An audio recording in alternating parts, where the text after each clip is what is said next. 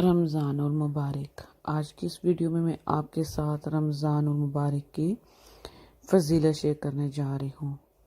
رمضان المبارک کا مہینہ بہت زیادہ رحمتوں اور برکتوں والا مہینہ ہے۔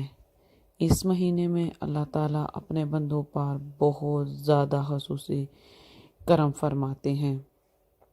ماہ رمضان کا مہینہ اللہ تعالیٰ کی طرف سے ہمارے لیے ایک بہت بڑا تحفہ ہے۔ اللہ تعالیٰ نے اپنے بندوں کو ایک انعام کے طور پر رمضان عطا کیا ہے۔ اللہ تعالیٰ کی طرف سے ماہ رمضان ایک بہت قیمتی، بہت بے بہا نعمت ہے۔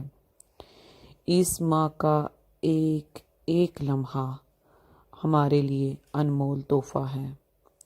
کوشش کریں کہ اس مہینے میں اللہ پاک کا زیادہ سے زیادہ ذکر کریں اور زیادہ سے زیادہ عبادت کریں اور اس کا ایک لمحہ بھی ضائع مت کریں۔ رمضان مبارک کا جو پہلا عشرہ ہے وہ ہمارے لیے رحمت ہے۔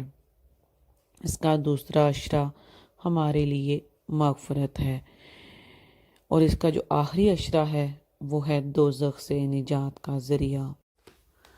اللہ تعالیٰ نے اس مہینے میں 3 عشرے دے کر ہم پر بہت بڑا احسان فرمایا ہے۔ رمضان مبارک کی قدر کریں، اس کی فضیلت بہت زیادہ ہے۔ پہلی عشرہ اگر رحمت کا ہے تو اس میں زیادہ سے زیادہ اللہ تعالیٰ کی عبادت کریں، اور جو دوسرا عشرہ ہے اس میں اپنے گناہوں سے معافی مانگیں۔ اللہ تعالیٰ کی ذات بہت غفور و رحیم ہے، آپ کے گناہ معاف کر دے گی۔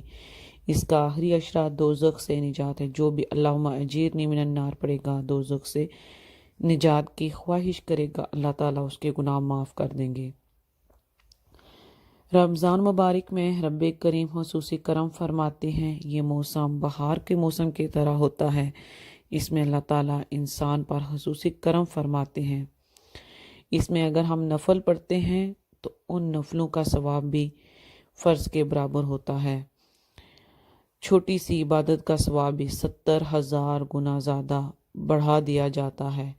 چھوٹے سے عمل کا ثواب بھی 70 گنا زیادہ دیا جاتا ہے۔